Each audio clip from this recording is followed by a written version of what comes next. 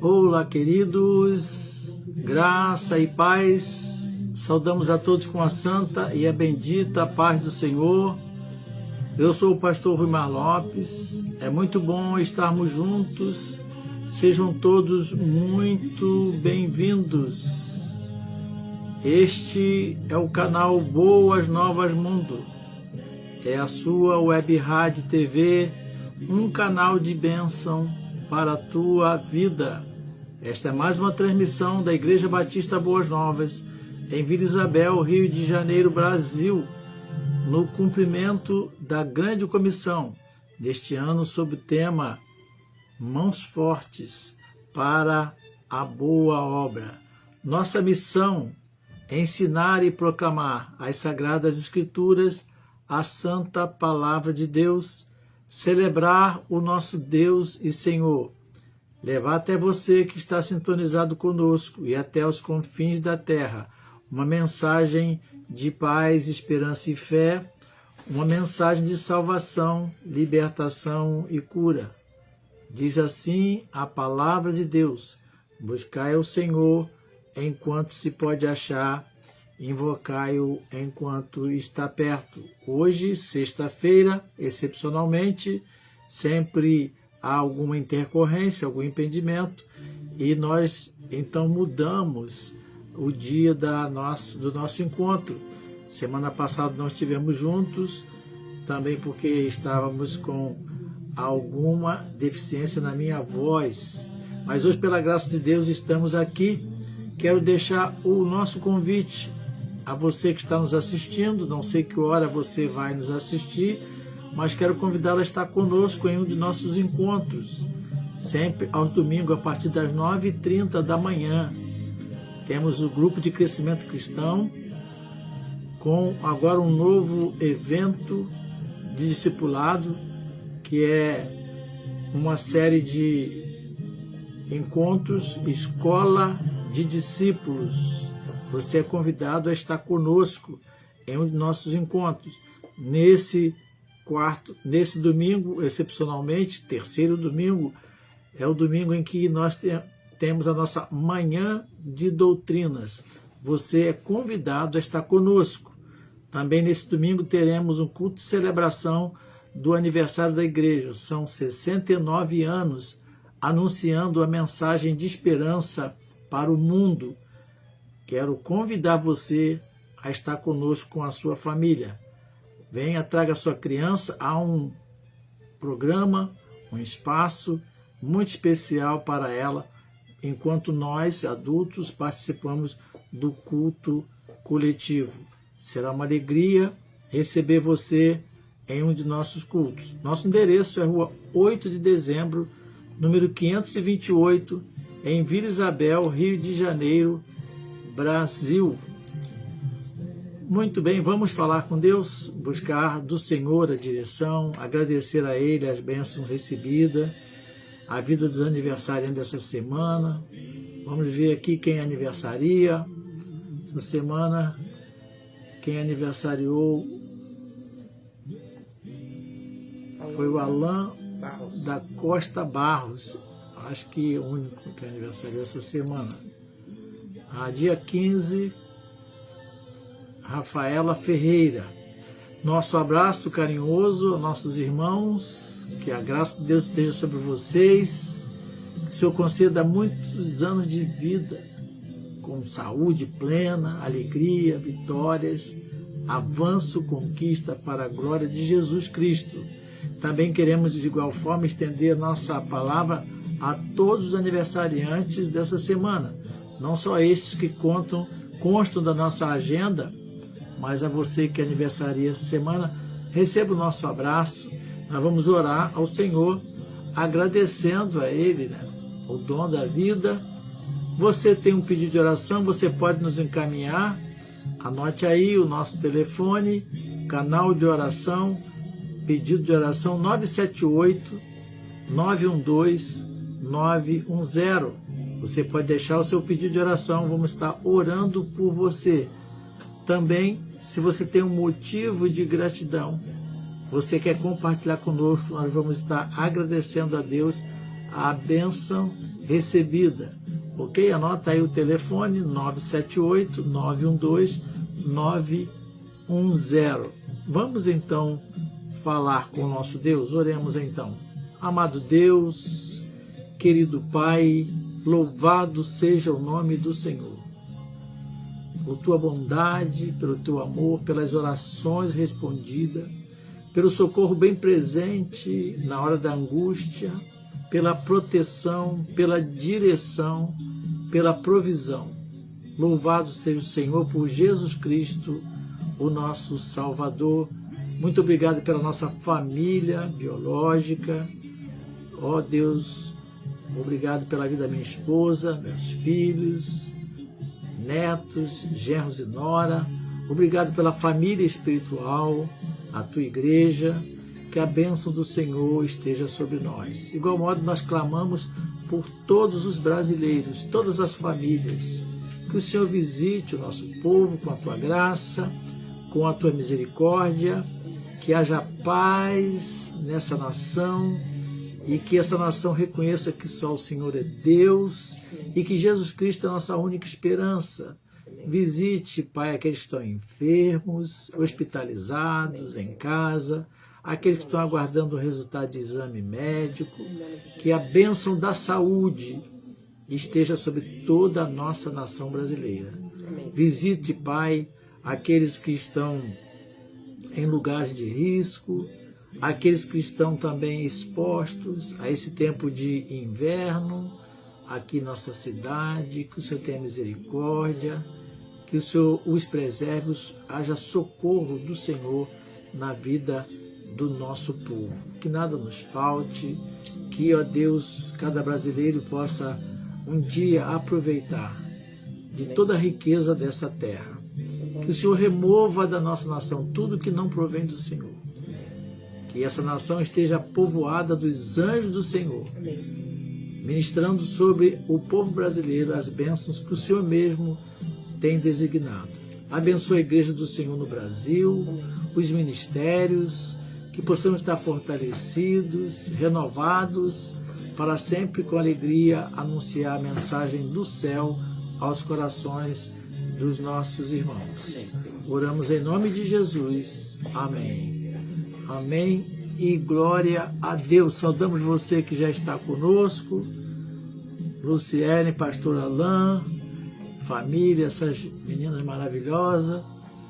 Não sei se tem mais gente aí, mas você que está aí nos assistindo, ou a hora que for nos assistir, que a bênção do Senhor esteja sobre a sua vida. Muito bem, nós vamos então continuar nessa série de meditações em Amós, cujo tema geral é o leão que ruge. O leão que ruge, quem não temerá? Um chamado à volta para Deus. Estamos no capítulo 7 de Amós, profecia forte, mas muito atual. Começamos esse capítulo, anunciamos as duas grandes divisões desse capítulo que nós estabelecemos para essa série de meditações, né? E a primeira é a visões que podem mudar o destino de uma nação. A visão do gafanhoto, a visão do fogo, a visão do prumo. A segunda parte é entre Deus e o mundo. E o subtema é não profetize mais. Estou sendo muito abençoado no contato com essa série, com esse estudo. Espero que você também possa estar sendo abençoado, que possamos estar recebendo o que o Senhor tem preparado para a nossa vida. Capítulo 7 de Amós, então, trata da profecia de Amós, que tem essa estratégia do Senhor, visões que podem mudar o mundo. E estamos, então, a primeira meditação dessa série foi sobre a visão dos gafanhotos. Nós hoje vamos continuar, porque é muito rica esta visão. Amós 7, de 1 a 3. Se já é uma Bíblia, você pode pegar a Bíblia aí, né, e acompanhar. Diz assim a profecia de Amós. Amós 7, de 1 a 3.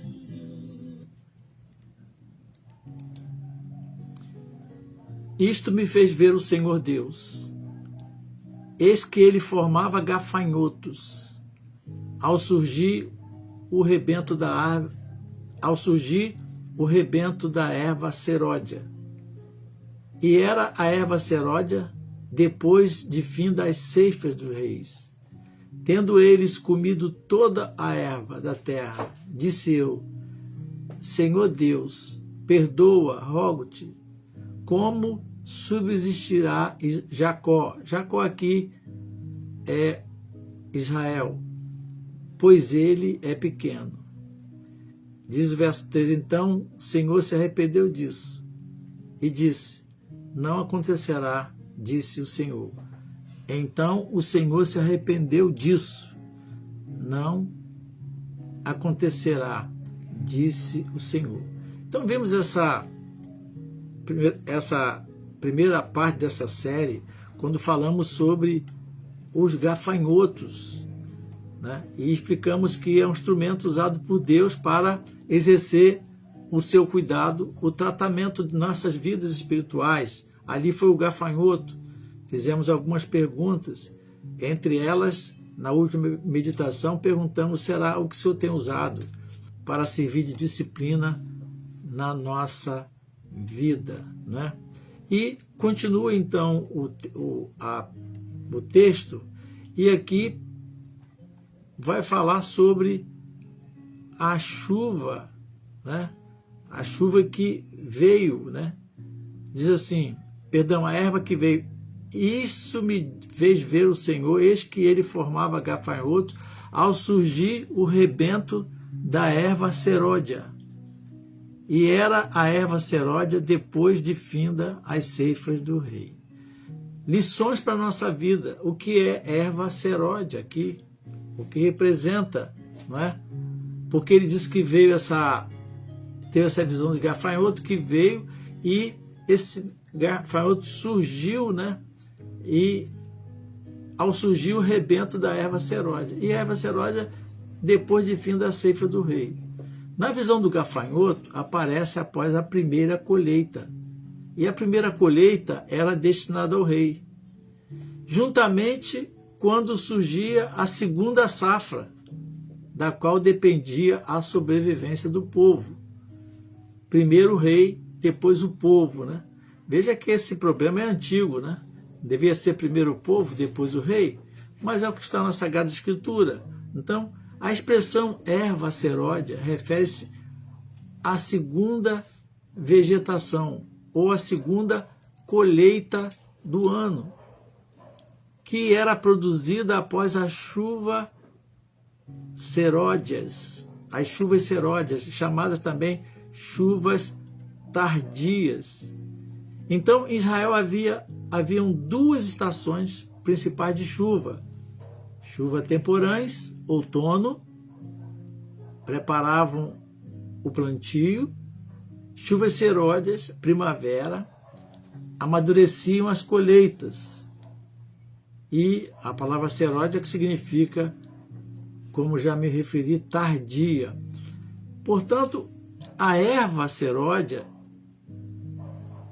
era o crescimento da plantação, da vegetação, que o rei já havia tirado a parte dele. Então, essa expressão, né, a erva seródia, depois de fim da ceifa do rei, ela é fundamental para nós entender a grande dificuldade, a gravidade dessa visão. Aparentemente, a primeira colheita era reservada para pagar, para sustentar o palácio, o rei, os impostos e tudo mais. Depois o rei recebia a sua parte, o povo dependia da segunda produção para alimentar suas famílias e seus animais. E veja só, aí na hora que o povo precisava de ter aquele plantio, não tinha. E a sequência do texto é assim: o rei havia recebido a sua porção, o povo aguardava a segunda safra e os gafanhotos surgiram nesse momento, então trazendo uma dificuldade generalizada, uma destruição completa. Então, as pessoas dependiam dessa colheita e faltou a colheita. Não é assim que acontece conosco? Nós vivemos às vezes a expectativa, achando que tudo vai estar muito bom, que vamos ter todas as provisões que precisamos, e de repente vem uma intercorrência, um acontecimento que corta os nossos planos. E vem o quê? A frustração, o medo. Porque disse o profeta que Israel não poderia subsistir. E entendam vocês que, lembrando para vocês que esse tempo era um tempo em que o povo estava bem economicamente. Apesar de haver muita injustiça, mas a nação como um todo estava bem economicamente. Então, o profeta, ele se mostra preocupado com aquela situação e ele diz, olha, o povo não vai suportar.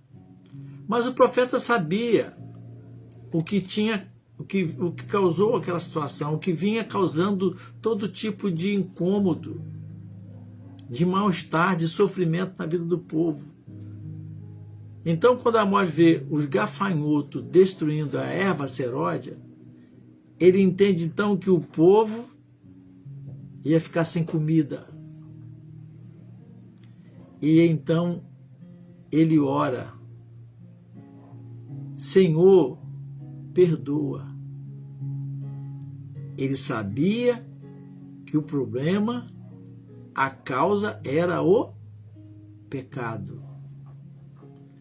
Muitas vezes, querido, nós estamos na nossa caminhada de fé, as coisas acontecem conosco, a gente acha que foi coincidência.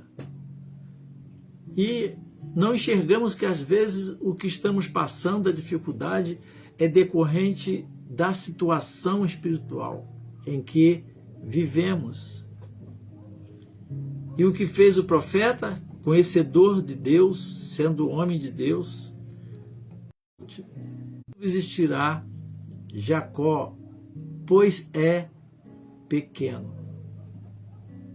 Jacó representa a nação de Israel. E ele sabia que a nação não ia suportar. E ele reconhece então que se aquele juízo, se ele viesse de forma integral, Israel seria totalmente enfraquecido e aniquilado. Então, queridos, o que nós podemos tirar para a nossa vida de lição aqui?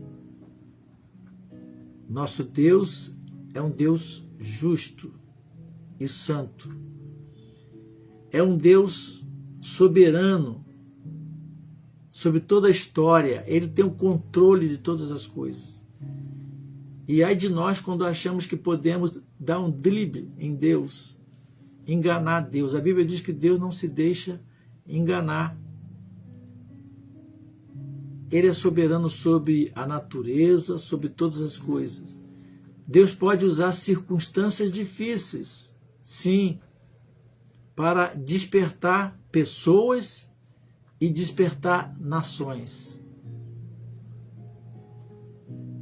E o juízo de Deus, então, vem com um propósito pedagógico e redentivo, não para matar, aniquilar, mas para chamar a atenção, mesmo que seja um tratamento de choque, para que o seu filho, o seu povo, desperte e acorde. O que foi que resolveu aqui?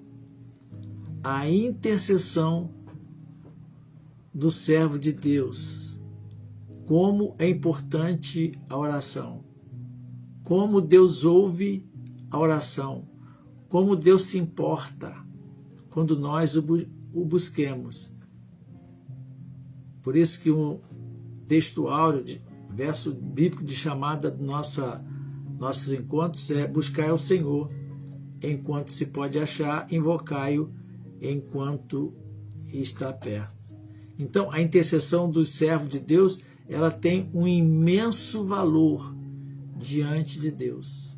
Eu quero desafiar você que está assistindo a essa palavra a não abrir mão de falar com Deus, orar por você, por sua casa, por sua igreja, por seu prédio onde você mora, pelo seu bairro, pela cidade. Que a nossa cabecinha nos faz pensar que é como se fosse nada. Não. O Senhor diz que a oração de um justo, aquele que foi justificado pelo sangue de Jesus, essa oração pode ir muito em seus efeitos. E o que a gente vê aqui, é que a misericórdia de Deus, ela pode suspender um juízo anunciado por causa da oração. O juízo estava anunciado. Mas quando nós oramos, a misericórdia de Deus suspende o juízo. E é impressionante essa passagem, eu fiquei muito impressionado. O profeta podia estar ali, fazer a profecia dele e dizer: olha, já fiz minha parte. Mas ele se envolveu na questão do povo e disse: Senhor, perdoa, perdoa. Então isso me impressiona demais na passagem. Será que nós temos intercedido também em favor dos outros? Será que nós estamos olhando para o que estão à nossa volta, a nossa sociedade tão corrompida? Nós temos clamado ao Senhor, nós nos importamos verdadeiramente com isso? Diz assim a palavra, verso 3, então o Senhor se arrependeu disso. Não acontecerá, disse o Senhor. A misericórdia do Senhor, como me referi, ela suspendeu o juízo. Nós olhamos para essa passagem assim, geralmente ficamos impressionados com a formação de gafanhotos, que coisa terrível. Mas o que deve nos impressionar aqui é a resposta de Deus na adversidade. Como Deus é bom, como Deus é poderoso. Você tem tido essa experiência com Deus, de ver Ele atuando, Ele agindo na sua vida? Porque Deus é bom, isso não é um discurso religioso, isso é fato. Quando falamos que Deus é bom, é fiel, nós estamos proclamando uma realidade. Não é uma ideia, é um fato. Que Deus é bom. E veja só, a visão começa com gafanhotos, sendo preparados. Para quê? Disciplina, destruição, necessidade que o povo ia passar, tratamento de choque. E termina com o quê? Com a misericórdia de Deus. Guarde no seu coração. Quem sabe você está passando por um momento de aperto. Quem sabe consequência de suas próprias escolhas, de seus próprios pecados. É assim que acontece conosco. Quem sabe você está vivendo uma situação que você está vendo que não vai acabar bem. O que o profeta fez? Ele orou ao Senhor e pediu perdão pelo povo. E aquilo que começou para ser um aperto na vida do povo terminou com a misericórdia de Deus prevalecendo. Aleluia! Glória a Deus! Diante da intercessão do profeta, veio a misericórdia do Senhor. Essa é uma poderosa demonstração de que Deus deseja conduzir cada um de nós ao arrependimento antes que o juízo seja consumado. Deus é bom. Como disse, a chamada dessas meditações entre Deus, entre o juízo e a graça. Você vai ficar com o juízo ou vai buscar a graça? A graça está disponível. Se quisermos sair do juízo, olha o que o profeta fez: Senhor, perdoa. E foi o quebrantamento. Olha, esse povo nós não vamos aguentar. Somos pequenos demais diante do seu poder, da sua santidade, da sua pureza. E vê então a graça de Deus. Então, entre o juízo e a graça, queridos, vamos escolher a graça de Deus. Amém? Glória a Deus. Que Deus abençoe você. Que Deus abençoe a sua casa, a sua vida. Vamos desfrutar da graça de Deus. Receber a graça de Deus. Porque Deus é bom. Deus te ama. É o mesmo Deus de Jacó. É o mesmo Deus do profeta. Ele nos ama. Ele quer nos abençoar. Por isso que a palavra diz, Jesus disse, porque Deus amou o mundo de tal maneira que deu seu Filho unigênito para que todo aquele que nele crê não pereça, mas tenha a vida eterna. Foi muito bom estarmos juntos com vocês e quero deixar o meu abraço da Lígia, abraço duplo para cada um de vocês, pedindo a vocês que vocês compartilhem essa palavra com os seus irmãos, com os seus amigos, com a sua família, com a sua parentela. Amém? O Senhor te abençoe e te guarde. O Senhor faça resplandecer o seu rosto sobre ti e tenha misericórdia de ti. O Senhor sobre ti levante o seu rosto e te dê a paz. Fiquem todos debaixo da graça do Senhor. Até o nosso próximo encontro, se Deus assim nos permitir.